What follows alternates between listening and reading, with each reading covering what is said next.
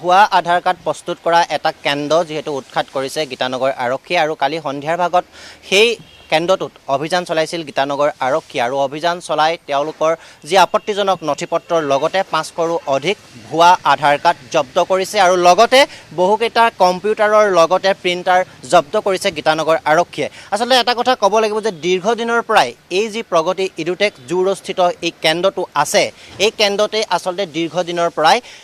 ভুৱা আধাৰ কাৰ্ডেৰে বহুজনক প্ৰদান কৰা হৈছিল আৰু সেই কাৰ্ড লৈ বিভিন্ন ধৰণৰ কামত নিয়োজিত হৈ আছিল আৰু স্কিল ডেভেলপমেণ্টৰ যি আঁচনি আছে সেই আঁচনিত যিসকল যুৱক যুৱতীয়ে পঢ়িবৰ বাবে তেওঁলোক আহে সেইসকলৰ নামতো তেওঁলোকে ভুৱা আধাৰ কাৰ্ড প্ৰস্তুত কৰি তাতে তেওঁলোকক দিয়া হয়। আচলতে কিমান দিনৰ পৰা চলি আছে এই যি ভুৱা আধাৰ কাৰ্ড প্ৰস্তুতৰ তেওঁলোকৰ নিৰ্মাণ কাৰ্য আচলতে দীৰ্ঘদিনৰ পৰাই চলি আছে বুলি ক'ব লাগিব আৰু প্ৰগতি ইডুটেকৰ যিজন সঞ্চালক সুজয় বৰুৱা আৰু তেওঁৰ নেতৃত্বতে আচলতে এই যি কাৰ্য চলি আছিল আৰু যিজন IT বিষয়া চিন্ময় শৰ্মা লগতে আন এজন কৰ্মী সঞ্জীৱ ৰাজ চৌধুৰীক ইতিমধ্যে গীতানগৰ আৰক্ষীয়ে এই তিনিজন ব্যক্তিক সোধা পোছাৰ বাবে থানালৈ কালি লৈ অনা হৈছিল আৰু বৰ্তমানেও কিন্তু গ্ৰেপ্তাৰ কৰিব পৰা নাই বা তেওঁলোকক গ্ৰেপ্তাৰ হোৱা নাই বুলি জানিব পৰা গৈছে। হয়তো কিছু সময় পাছতে আৰক্ষীৰ যি প্ৰাথমিক তদন্ত সেই তদন্তৰ ভিত্তিত হয়তো কিছু সময় পাছত এই তিনিজন ব্যক্তিক গ্ৰেপ্তাৰ কৰিব, যাৰ বাবে এই তিনিজন ব্যক্তি এতিয়া থানাৰ ভিতৰতে ৰখা হৈছে। এতিয়া কথা হ'ল যিটো সময়ত মুখ্যমন্ত্ৰীৰ নেতৃত্বাধীন চৰকাৰখনে হিমন্ত বিশ্ব শৰ্মাৰ নেতৃত্বাধীন চৰকাৰখনে বিদেশী যি সন্দেহযুক্ত লোক আছে সেই লোকসকলক বহিষ্কাৰ কৰাৰ কথা চিন্তা চৰ্চা কৰিছে, সেই কাৰ্য তেওঁলোকে কৰিছে, কিন্তু সেই কাৰ্যক বুঢ়া আঙুলি দেখুৱাই এনেদৰে এতিয়া এই যিসকল ভুৱা আধাৰ কাৰ্ড প্ৰস্তুত কৰা যিসকল কেন্দ্ৰ আছে এই যি তিনিজন ব্যক্তি এই তিনিজন ব্যক্তিও তেনে লোকক বা বিদেশী যি সন্দেহযুক্ত যিসকল লোক আছে সেই লোকসকলক এনেদৰে ভুৱা আধাৰ কাৰ্ড প্ৰস্তুত কৰি দি তেওঁলোকক নাগৰিকত্ব প্ৰদান কৰা হৈছে নেকি বা নাগৰিকত্ব কৰি দিয়া হৈছে নেকি সেই কথাও উল্লেখ হৈছে। এতিয়া বিভিন্ন মহলৰ চৰ্চা উল্লেখ হৈছে। ক'ব লাগিব যে এই যি তিনিজন ব্যক্তি আছিল প্ৰগতি ইডুটেকৰ যিজন সঞ্চালক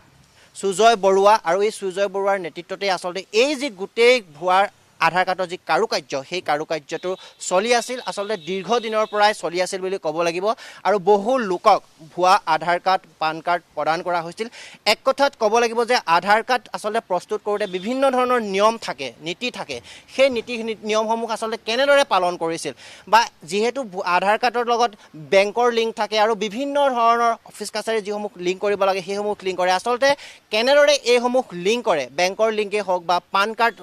আধাৰ কাৰ্ড যেতিয়া প্ৰস্তুত কৰিবলৈ হয় আৰু বিভিন্ন ধৰণৰ ডকুমেণ্ট প্ৰয়োজন হয় সেই ডকুমেণ্টসমূহ প্ৰয়োজন কৰাৰ ক্ষেত্ৰতো তেওঁলোকে কেনেদৰে আচলতে যোগান ধৰিছে আৰু কাৰ নেতৃত্বতে আচলতে এই দীৰ্ঘদিনৰ পৰা ভুৱা আধাৰ কাৰ্ড যি প্ৰস্তুত কৰাৰ কেন্দ্ৰ এই কেন্দ্ৰটো চলাই আছিল। প্ৰগতি ইডুটেক যিহেতু দীৰ্ঘদিনৰ পৰা এটা চিনাকি নাম, তথাপিতো এই নামটোত সাঙুৰ খাই পৰিছে আজিৰ দিনত এই ভুৱা আধাৰ কাৰ্ড প্ৰস্তুত কৰা এটা কেন্দ্ৰ হিচাপে আৰু সেই কেন্দ্ৰটো উৎখাত কৰিছে মহানগৰী গীতানগৰ আৰক্ষী আৰু অভিযান চলাই বহু আপত্তিজনক নথিপত্ৰৰ লগতে ভুৱা আধাৰ কাৰ্ড 500ৰো অধিক আৰু বহুকেইটা কম্পিউটাৰ আৰু প্ৰিণ্টাৰ জব্দ কৰি আৰক্ষীয়ে বৰ্তমান লৈ আহিছে থানালৈ আৰু বৰ্তমানেও কিন্তু সেই তিনিজন ব্যক্তিক সোধা পোছা অব্যাহত ৰাখিছে আৰু আৰক্ষীৰ যি প্ৰাথমিক তদন্ত কৰিব লাগে সেই তদন্তত যেনেধৰণৰ তথ্য লাভ কৰিব লাগে আৰক্ষীয়ে ইতিমধ্যে লাভ কৰিছে। হয়তো সেই তথ্যৰ ভিত্তিতে কিছু সময় পাছতে এই তিনি ব্যক্তিক গ্ৰেপ্তাৰ কৰিবলৈ হ'ব গীতানগৰ আৰক্ষী। কেৱল এই তিনি ব্যক্তি আছিল নে আৰু কোনো লোকক আটক কৰাৰ সম্ভাৱনা আছে? হয় বনাশ্মী, এটা কথা উল্লেখ কৰিব লাগিব যে কেৱল এই যি আধাৰ কাৰ্ড ভুৱা আধাৰ কাৰ্ড প্ৰস্তুত কৰা এই যিটো কেন্দ্ৰ এই কেন্দ্ৰটোৰ লগত কেৱল এই তিনি ব্যক্তিয়ে কেতিয়াও কামটো সম্পূৰ্ণ কৰিব নোৱাৰে, যিহেতু আধাৰ কাৰ্ড প্ৰস্তুত কৰোঁতে বিভিন্ন ধৰণৰ ডকুমেণ্ট লাগে, পান কাৰ্ডকে আদি ধৰি বিভিন্ন ডকুমেণ্ট লাগে। সেই ডকুমেণ্টসমূহ আচলতে বেংকতে হওক বা বিভিন্ন ধৰণৰ কাৰুকাৰ্যত সেই ডকুমেণ্টসমূহ লিংক হৈ থাকে। আচলতে আধাৰ কাৰ্ডত যেতিয়া ফিংগাৰপ্ৰিণ্টৰ প্ৰয়োজন হয় সেই ফিংগাৰপ্ৰিণ্টসমূহ আচলতে কেনেদৰে তেওঁলোকে বহায় বা ফিংগাৰপ্ৰিণ্টসমূহ দিয়া হয় আৰু এই যে ভুৱা আধাৰ কাৰ্ড যে প্ৰস্তুত কৰিছে এই আধাৰ কাৰ্ড প্ৰস্তুত কৰাৰ এই কেন্দ্ৰটোৰ লগত আৰু কোন কোন লোক জড়িত হৈ আছে, আচলতে কাৰ নেতৃত্বত এই যি কাৰুকাৰ্যটো চলি আছে সেয়া কিন্তু আৰক্ষীয়ে যদিও বা তথ্য লাভ কৰিছে বৰ্তমান সময়লৈকে কিন্তু সংবাদ মাধ্যমক অৱগত কৰা নাই। হয়তো তেওঁলোকৰ যি প্ৰাথমিক তদন্ত সেই তদন্ত সমাপ্ত হোৱাৰ পাছতেই এই যি ভুৱা যিটো কেন্দ্ৰ এই কেন্দ্ৰটোৰ লগত আৰু কোন কোন লোক জড়িত হৈ আছে সেয়া স্পষ্ট কৰিবলৈ সক্ষম হ'ব।